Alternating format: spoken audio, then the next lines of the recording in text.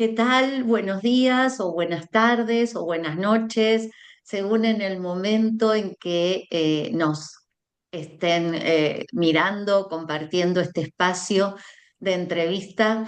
Hoy, con sumo placer, presentamos a la amiga, colega, profesora, doctora Celina Lertora Mendoza en este momento de entrevistas para el grupo GIEM Filosofía de la Universidad de Mar del Plata. ¿Qué tal, Celina? ¿Cómo estás? Bienvenida. Hola, buenos días. Para mí es buenos días, son las 12. Muchas gracias por haberme invitado, por tenerme presente. Por supuesto, tantos años de amistad con Susana tienen su peso en la elección y no solamente algunos modestos méritos míos. Así que te agradezco mucho que me des esta oportunidad de contar algo que a lo mejor les resulta interesante y motivador a otras personas, porque yo no me inicié en la filosofía de entrada. Mi primera carrera fue Derecho. De modo que para mí la filosofía es una instancia crítica de mi propia tarea profesional.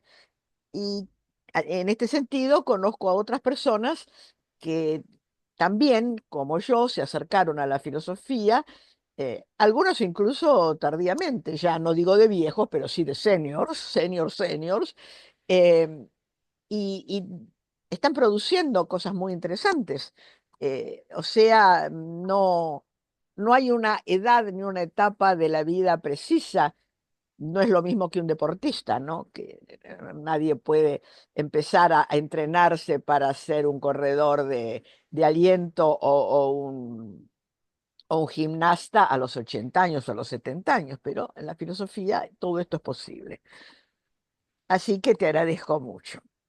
No, al Eh, contrario, y nos interesa escuchar estos inicios, va, lo que quieras comentar, ¿no? Si quieres sí, comenzar con estos inicios, contar un sí, poco cómo no. algunas anécdotas. En realidad, mi vocación por la filosofía fue un poco posterior, pero no mucho, a mi vocación por el derecho.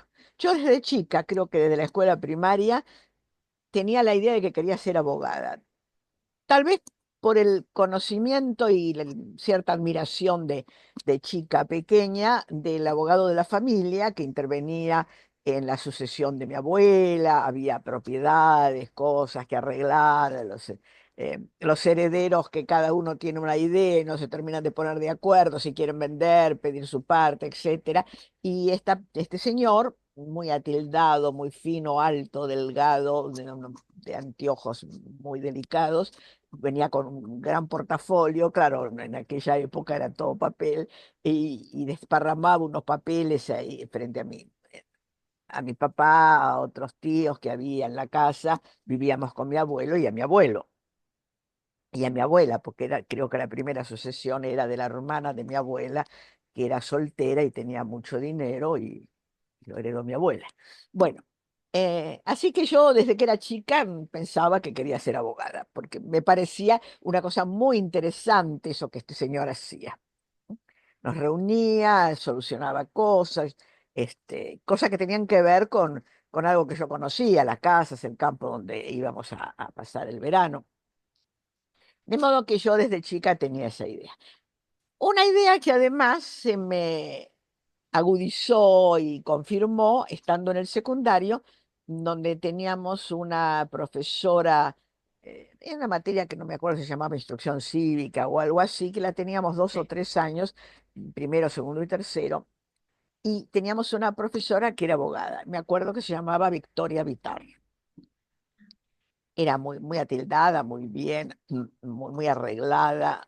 No tenía aspecto de profesora, claro, en realidad era profesora, pero era abogada. Y me acuerdo que ella era muy constitucionalista y siempre eh, refería las cuestiones, digamos, temáticas de la materia a principios constitucionales y nos leía. Y ahí a mí me pareció fantástico y me puse a estudiar la Constitución de memoria. Ah, sí.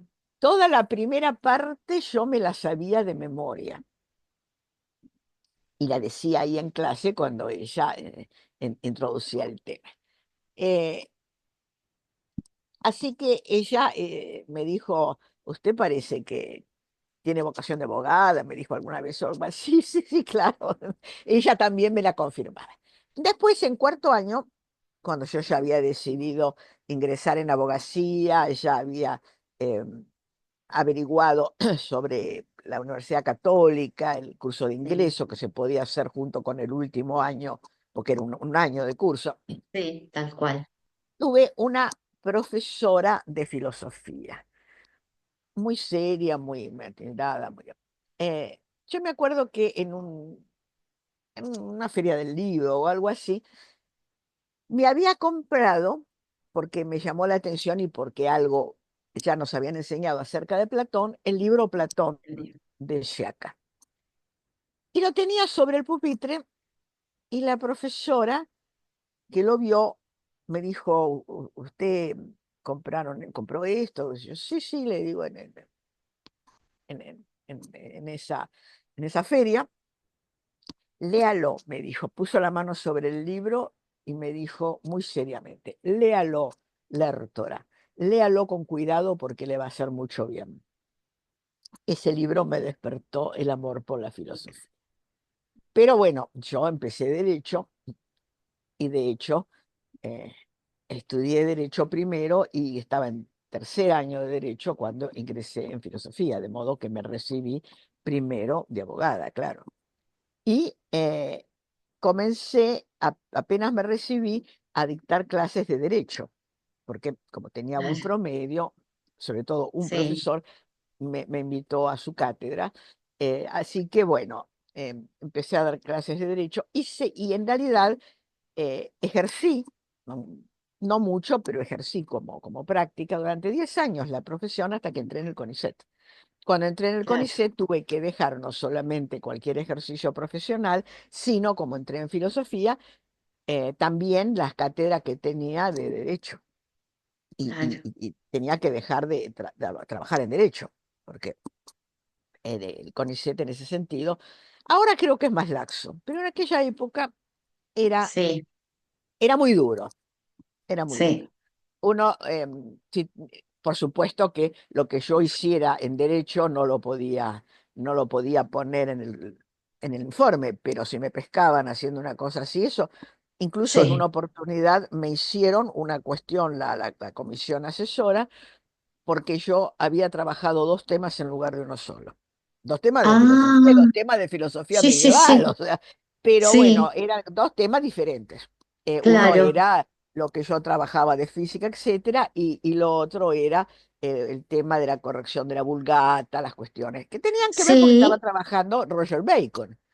sí, Como Roger Bacon fue un gran crítico de las versiones de la vulgata que corrían en su tiempo, eh, me interesó el tema como tal, no solamente por lo que yo estudiaba de Roger Bacon. sí, sí. Eh, y bueno, me lo cuestionaron, después por suerte gané el asunto porque esa comisión también cambió y la siguiente comisión dijo que estaba muy bien y que incluso tener dos temas estaba muy bien y que podían potenciarse, o sea, con dos Menos años mal.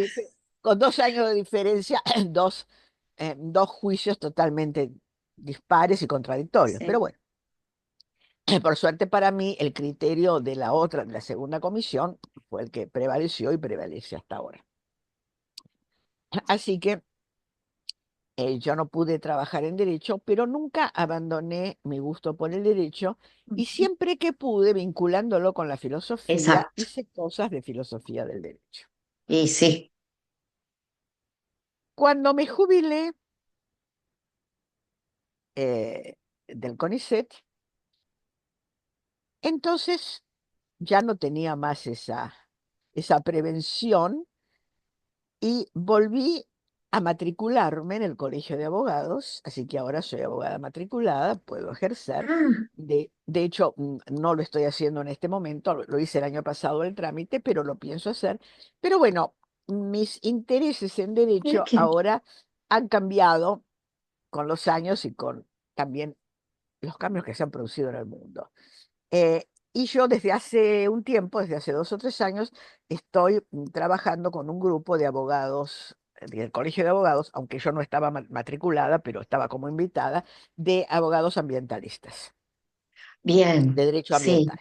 O sea que ahora a mí me interesa el derecho ambiental y de hecho estoy en ese grupo y estoy trabajando en eso.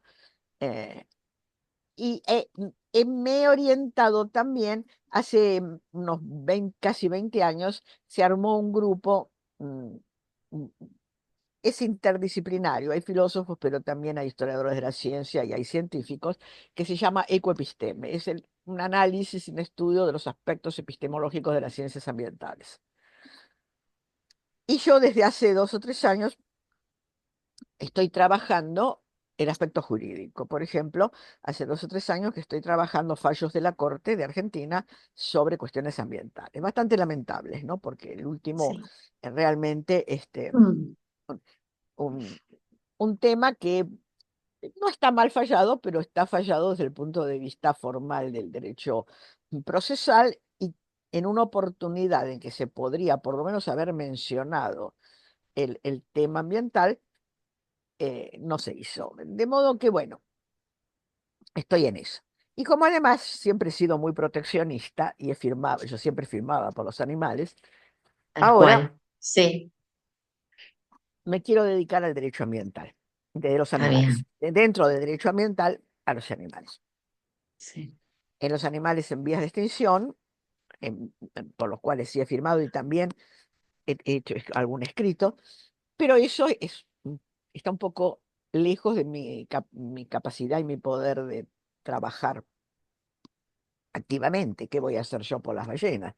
Así, ¿no? Yo no puedo ir al mar a salvar a una ballena, ni a la selva a tratar de liberar un jaguar. Puedo firmar, por Sí, supuesto, y lo pero hago. también podés Pero, argumentar, pero también claro, podés claro, sí, no, no, y argumentar, también podés escribo y eso, pero teorizar quiero decir, sobre el yo tema, claro, personalmente, en cambio, como abogada y, y y como persona que se puede integrar en una sociedad, el derecho ambiental que ahora me está interesando es ambiental de los animales, el de los animales que son en realidad pueden ser mascotas o no, como los pájaros, pero que viven en las ciudades.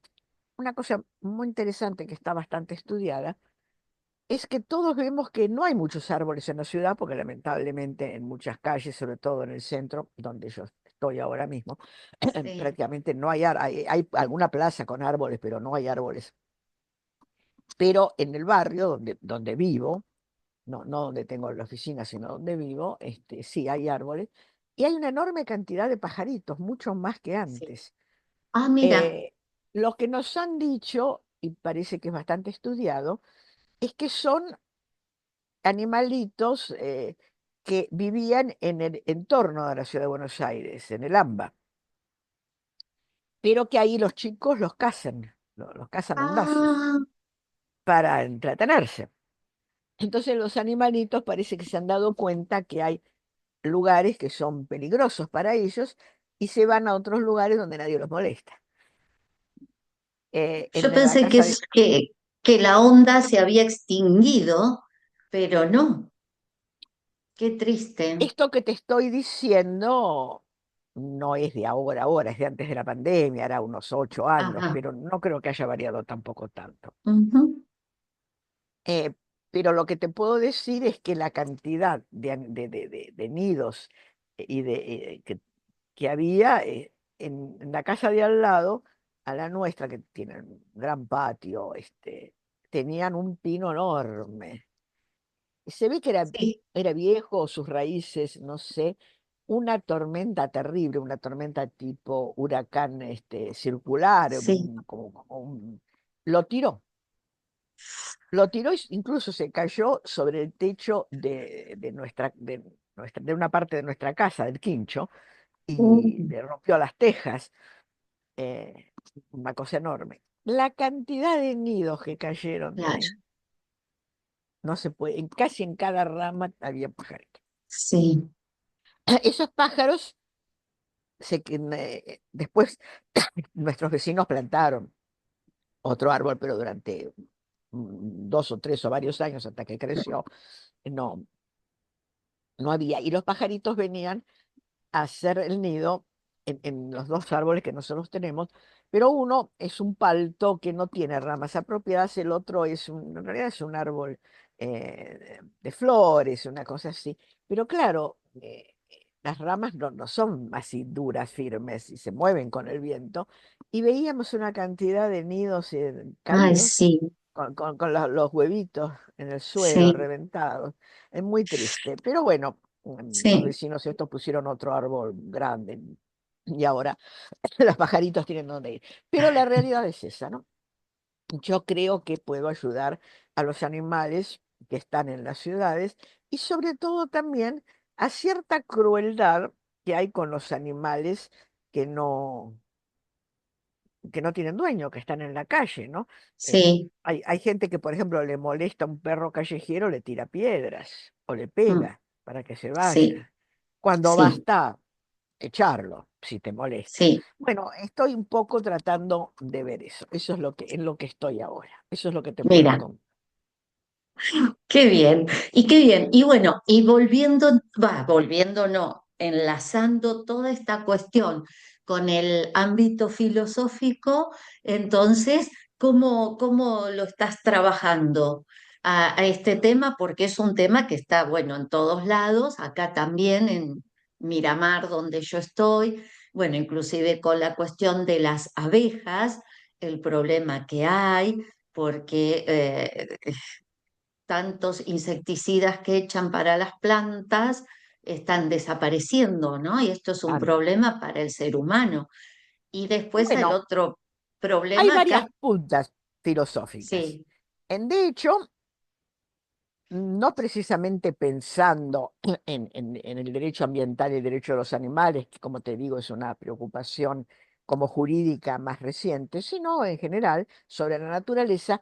En los estudios que yo he hecho, que he trabajado mucho, como vos sabés, el estudio de diversos comentarios medievales a la física de Aristóteles. exacto, De modo que el tema de la naturaleza eh, es un tema que siempre me interesó desde el punto de vista de la historia de la filosofía, ¿no? Eh, y sobre todo de los comentarios a Aristóteles, por un lado, y a Pedro Lombardo y a toda la parte de explicaciones o exégesis del Génesis. ujú, No solamente en teología, sino también en filosofía, ¿no? Porque digamos que en el medioevo, hasta ya muy avanzado, sí, el medioevo, esa distinción entre lo filosófico y lo teológico, si bien podía hacerse metodológicamente por las fuentes, ¿no? Y por las autoridades, no se hacía como disciplina sistemática, temática, ¿no? Entonces, eran como cosas que estaban muy conectadas. Y ese es un interés que siempre he tenido, ¿no? El interés por analizar qué es lo que han dicho los filósofos sobre la naturaleza. exacto, Creo que es una de las cosas por las cuales, aunque tengo una gran admiración por Descartes, no tengo mayor afecto por Descartes. No puedo entender que él pueda decir no sé, que los animales son mecanismos. Como decía una profesora que tenía en la facultad, se ve que, no sé, Descartes nunca debió haber tenido un perro, ni un, ni un gato. Porque porque si tiene un contacto personal con una mascota, no puede decir que la mascota sea un mecanismo, un sí, bueno, robot. también la cuestión esta de Ferdinand de la Metrie, ¿no? La cuestión del hombre máquina que él la retoma bastante. Bueno, pero claro, pero yo ahí, digamos, puedo oponerme desde el punto de vista filosófico, pero lo encuentro más lógico. Es decir, si un perro es una máquina, yo también soy una máquina, bueno, Sí, es una manera de entendernos, pero coherente. En cambio, si yo digo yo soy un ser pensante eh, y superior y mi perro es una máquina, entonces cuando yo lo llamo por el nombre para que venga a comer, es una máquina, no me entiende. en realidad no me entiende, eso me parece una incongruencia, porque cuando Sí, yo llamo a un chico que sí, tiene sí, más o menos la misma capacidad, un chico de 3 o 4 años, me entiende y viene y yo digo, ¿me entendió? sí. Viene a comer. Un perro que Bueno, hace sí, lo todo mismo, un es, gato que hace lo mismo, es una máquina, no es no, coherente. es toda la A eso me disputa. refiero, ¿no? Claro, Uno puede discutir eh, las maneras y los abordajes metodológicos a la concepción del humano, siempre que haya una escala análoga para los animales, porque después de claro, todo, si nosotros tenemos un ADN que en un 98% o algo así, sea una diferencia mínima con los monos, a ver, ¿de qué estamos exacto. hablando? Sí, no, en Bueno, ese sentido, sí, totalmente de acuerdo, pero me refería al hecho de que él también utiliza esa sí, sí, concepción, ¿no? sí, sí, claro. Para el ser Bueno, humano, pero con esta yo, diferencia que vos bien marcabas, como sí, te digo, marco, porque siempre me ha exacto. interesado el tema de la naturaleza y cómo los Y filósofos, sí, y sobre todo los filósofos cristianos medievales, que por un lado juran por Aristóteles, pero por el otro lado tienen que jurar por la Biblia. Entonces, tienen que encontrar una conexión el justo coherente medio, entre la concepción creacionista de la Biblia y la concepción, diríamos, pagana, llamémosle así, o no comprometida religiosamente de Aristóteles. Y hay algunos que lo hacen muy bien, no solamente Tomás de Aquino, que sin duda es el que ha sido más famoso, y sigue siéndolo por su sistema de cohesionar a Aristóteles con la tradición cristiana, pero hay otros medievales que, siguiendo también más a Agustín, pienso en Escoto, por ejemplo. La concepción de Escoto es una concepción mucho más compleja que la de Tomás, tal vez más difícil de entender, diríamos así en líneas generales, pero es muy importante. O que yo, Roberto Grosseteste, que estoy mm, próximamente en este mes publico ah, bien, mi traducción de Templum Dei de ajá, Grosseteste. Así que lo anuncio. eh, bien, muy va a bien, ser, muchas va a ser, gracias.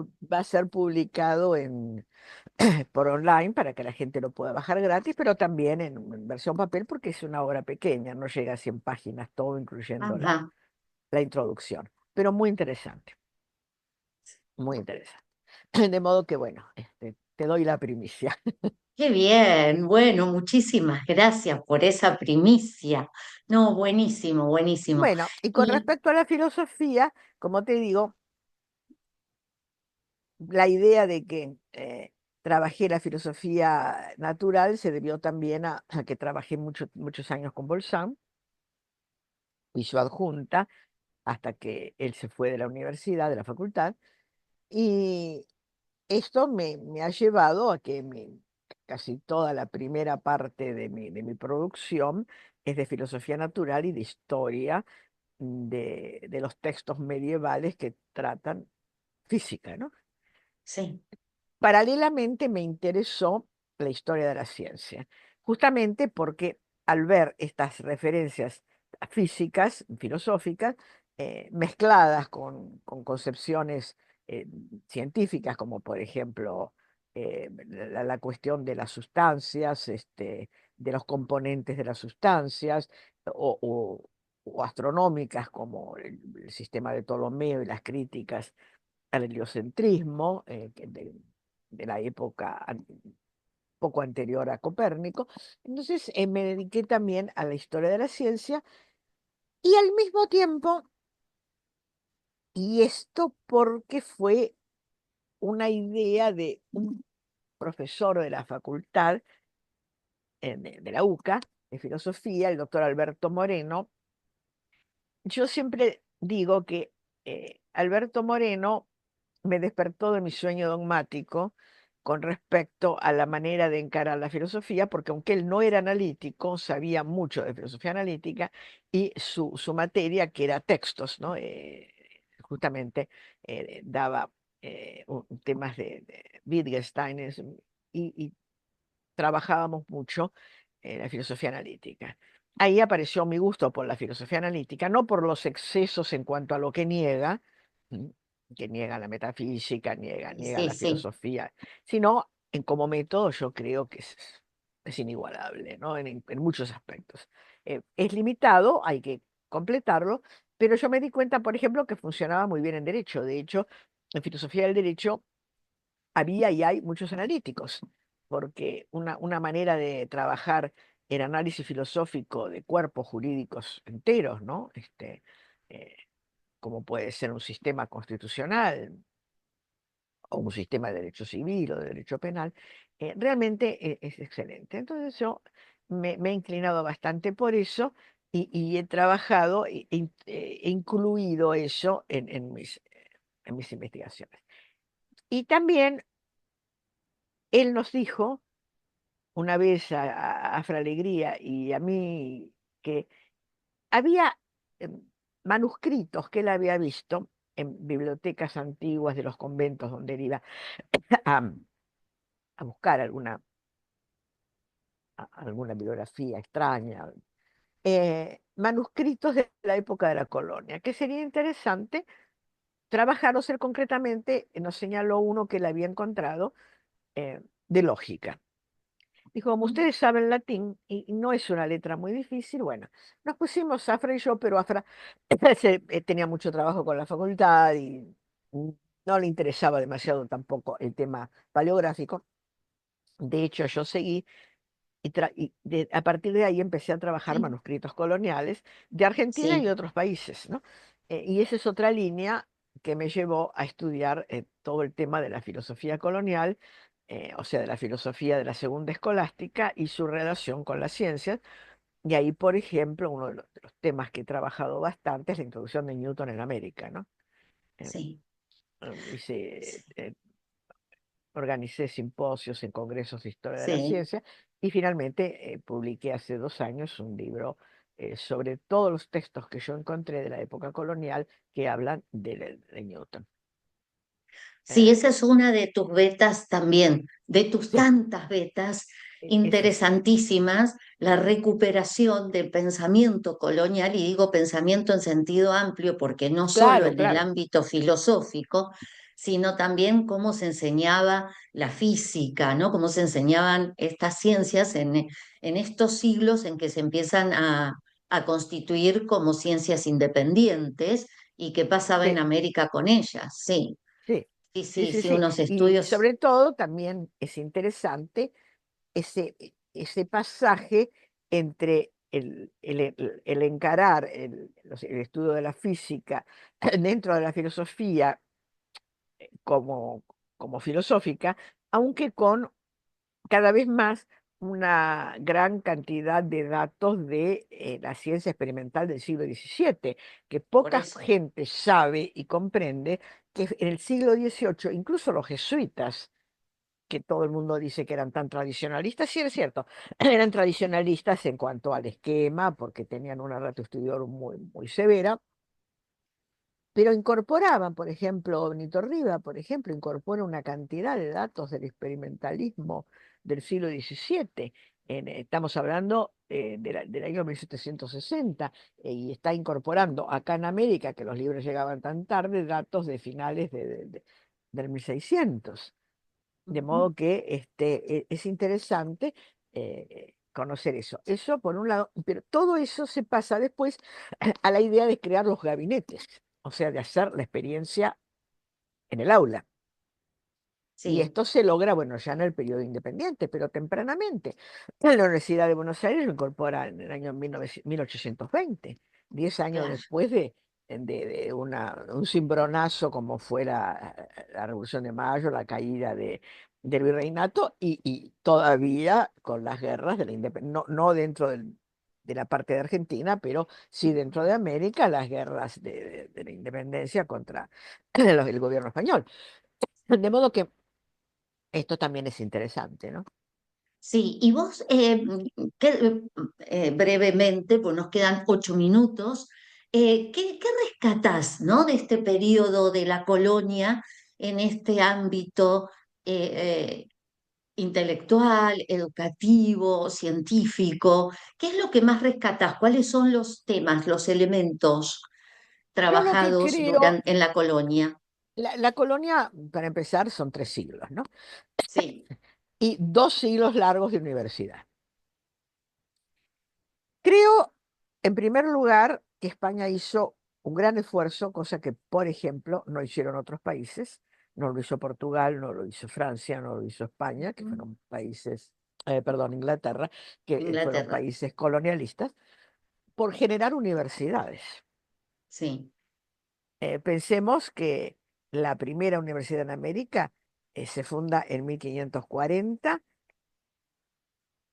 y llegó Colón en 1492. exacto, Y estamos hablando de una época en que se viajaba en carabelas con velas al viento, porque ni siquiera había motores. exacto, O sea, tengamos en cuenta lo que era eso, ¿no? sí, De modo que yo rescato sobre todo eso, la fundación de las universidades.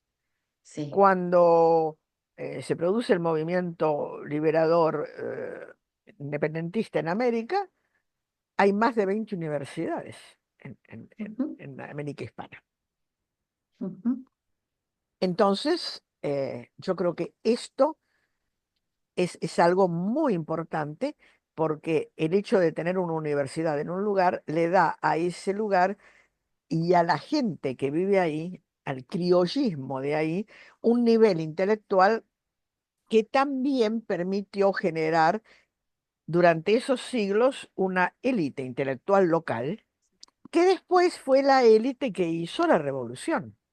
claro, ujú, Nosotros hemos tenido en América, en toda América, los, digamos, los revolucionarios, eran todos intelectuales, cosa que no se dio en Estados Unidos, ni claro, se dio en Brasil. Brasil claro, no tuvo ninguna universidad, un imperio, y estaba el sí, emperador sí, ahí, ¿no? Porque cuando sí, fue la, sí, la- la invasión napoleónica, el imperio se mudó a Brasil, no tenían una universidad, no tuvieron. ujú. Tenían colegios jesuitas que tenían Sí, facultades de pero no es lo universidad, pero no, mismo, no, no es lo mismo. no es lo Entonces yo, mismo, sí, yo sí, rescato la fundación de las universidades sí, y rescato este movimiento de creación de una élite criolla durante la época colonial que después fue la que, precisamente porque era intelectual y porque tenía contactos, fue a estudiar o se involucró en las novedades filosófico-políticas de Europa y tempranamente hizo una revolución que se adelantó a un movimiento similar en España. O sea, había sí, aquí lo que no había en España, en América lo que no había en España. Entonces yo creo claro, que eso es algo muy rescatable y que muy rescatable de los reyes, y hablo tanto de los Austrias, ¿m? De Isabel la Católica, que dijo que era parte de Castilla, ¿no? sí, O sea que no éramos colonia, no, lo cual tuvo también que ver con estos movimientos y asimilar, pero también con los Borbones. Los Borbones, yo creo que, bueno, eran más autoritarios que los Austrias, tenían otro criterio, pero eran lo mismo allá que acá, no nos trataban de una manera peor, al contrario. De modo que eso es lo que yo rescato de la época bueno, colonial. Pues no trataban de peor rescato, manera, o sea, cuando ellos llegaron y se instalaron aquí, ¿no? No claro, hablemos de los pueblos originarios, ahí hay bueno, eso es otra otras cosa. cuestiones, Eso es claro, otra por cosa eso. que también hay que verlo Sí, con un hay criterio, que verlo sí, hay que empezar a analizarlo claro, en hay que sentido verlo, hay que amplio y no analizarlo. Después de restringido. todo, es cierto que vinieron a invadir tierras que supuestamente no eran de ellos, pero había un derecho internacional de derecho de ocupación de la res nullius. Si no lo hubiera hecho los españoles, lo hubieran hecho otros países. Sí, seguro, obvio, una vez que pudieron De modo que eso por regresar un y lado. que tenían los instrumentos marítimos, obvio, claro. Por otro lado, también el tema indígena es complejo, porque la cultura indígena no es homogénea. No, Y las en dos absoluto. grandes culturas indígenas eh, americanas, eh, que son la maya y la inca, ellos mismos no podían con los indios rebeldes que tenían en sus Sí, territorios. sí, Cuando acá se también, habla sí, del cierto. exterminio de los indios en el sur, se Sí, olvidan que los incas hicieron un exterminio de indios en el norte porque no podían, ellos tenían sus, eh, los, bueno, correos, no me acuerdo ahora cómo se llama, los chasquis, los que iban chasqui. así y los indios los mataban. Entonces, Sí, sí, hacían sí, lo mismo redadas. pasó entre los aztecas y los mayas, ¿no? Claro, Y ni claro, hablar de, claro, lo que pasaba acá en lo que luego claro, se llamó claro, el claro, territorio argentino. claro, Pero bueno, estos de son, modo que miremos las cosas, ujú, si no se puede convivir con, porque además, qué sé yo, tampoco tenían ninguna gana de trabajar ni de ninguna cosa. Aquí, por ejemplo, se habla mucho contra Roca. Yo ni lo defiendo ni lo ataco. Roca cumplió órdenes del gobierno cuando fue al sur. O sea, tampoco es que fue por cuenta propia, porque no era presidente. Él cumplió era general, cumplió órdenes del gobierno, pero también hay que ver que durante decenios el gobierno les pagaba a los indios, pero resulta que los indios se robaban igual el ganado y se lo llevaban a Chile y lo contrabandeaban y lo vendían, porque ujú. no tenían ninguna idea de legalidad, no se incorporaron nunca a la legalidad. Entonces, bueno. Darles Eh, dinero era realmente tirarlo. Celina, me apena muchísimo porque es un tema sumamente interesante, controvertido, pero Es nos muy queda un controvertido. minuto Como nada digo, más. yo no defiendo a Roca. Creo que el Sí, exterminio de los indios estuvo mal. Creo que no debió hacerse así, o por lo menos no debió hacerse con esa magnitud. exacto. Que había No, no debió que hacerse, sí. defenderse de los indios que estaban armados y no con lanzas, sino que también tenían fusiles, ¿no?